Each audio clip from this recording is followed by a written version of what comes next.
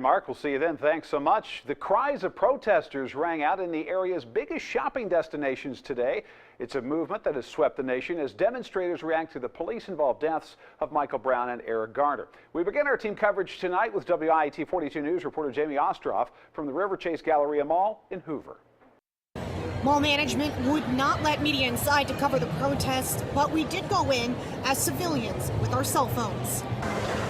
Crowds gathered around the food court around 4:15. Whether they supported demonstrators. It's a peaceful protest, and it's in stark contrast to some of the traumatic and tragic things that occurred in Birmingham in 1963. Or oppose them. Honestly, I think it's all stupid. I think the guy deserved to get shot. You charge at a police officer. The police officer was defending his life. They were there to witness this.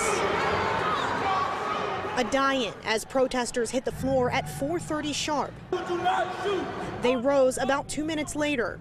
Hands up! Don't shoot! Chanting the familiar phrases from similar demonstrations across the country. What do we want? Justice! When do we want it? Now! By 4:40, Hoover police asked everyone to move along, and they did, feeling satisfied. A lot of people had a lot of concerns about whether or not there were going to be like looters or riots and stuff like that, but it's not about that. It's about the cause more than what people may or may not do, which is why I came out here regardless of whether there would be somebody else, but it was good that everybody did come together peacefully. This is really a moment where I'm coming forward publicly and saying, I'm participating in this, I'm acknowledging that this systemic oppression exists, and this is my part in sort of signing my name to this cause. But then, an unexpected round two, sweeping through the mall around 6:15 in greater numbers than before. The taxpayer, employee, crying out and closing with a prayer. As brothers and sisters, oh Father God, to communicate with one another.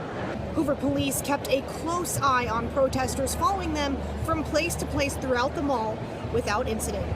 In Hoover, Jamie Ostroff, WIAT 42 News, coverage you can count on.